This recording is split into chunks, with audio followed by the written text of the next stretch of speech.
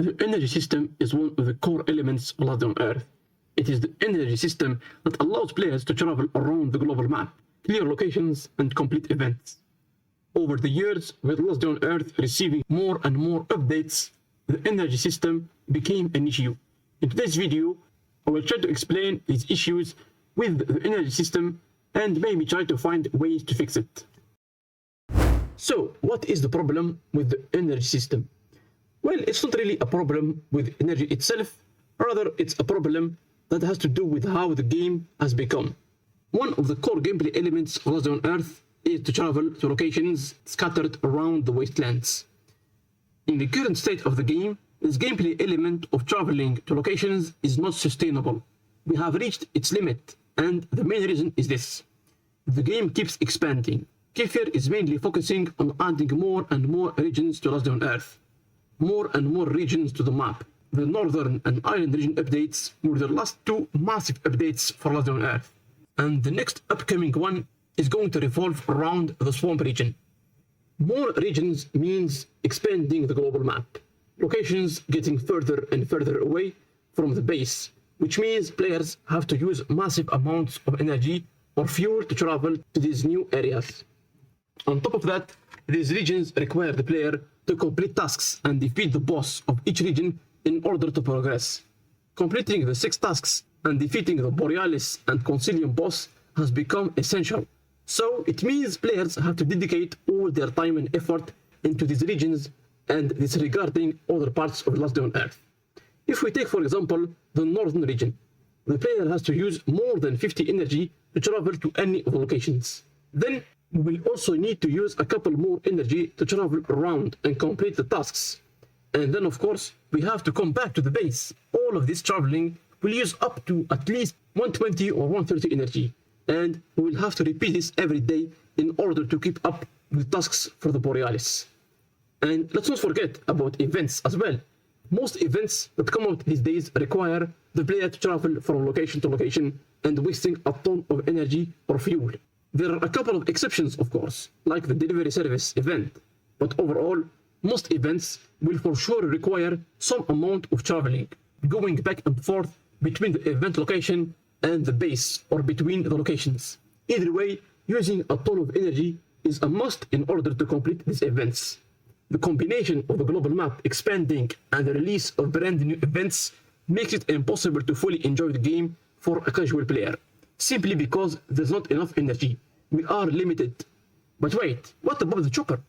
What about using fuel instead of energy? Well, again, it is the same problem. Fuel is not unlimited in this game. Gasoline is hard to obtain in large quantities. Plus, a low-level chopper is going to have a very low fuel capacity, and it will waste a lot of fuel. So before even considering using the chopper, players must at first upgrade it to make it more efficient. At this point in time, the energy system is somewhat manageable. However, as I said in the start, the game simply keeps expanding. Next updates are going to revolve around more and more regions, which means more daily tasks and more bosses to kill, and more usage of gasoline and energy. Then events are becoming regular now. A ton of events are getting released. Because of that, I believe that the energy system needs to be addressed now by Kefir. Otherwise, it will become a massive problem in the future. What are the possible solutions to fix the energy system? For me, there are a couple of things that can be done in order to fix this issue. First, we need to have more ways of gaining energy. And I'm not talking about watching ads. I'm talking about actual gameplay elements. Here are a few examples. Energy drinks. It was in the game a long time ago, and it was obtainable through normal gameplay. Now it's only accessible through premium purchases like the Season Pass. This needs to change. Energy drinks should be obtainable in normal locations and reward systems, such as crates in Bunker Alpha, in the police station, and even in seasonal events like the Commune. Energy drinks should be more accessible. I think it is a simple way for players to refuel on energy. Next is by sleeping. I mean, there is a bed, so why not sleep on it?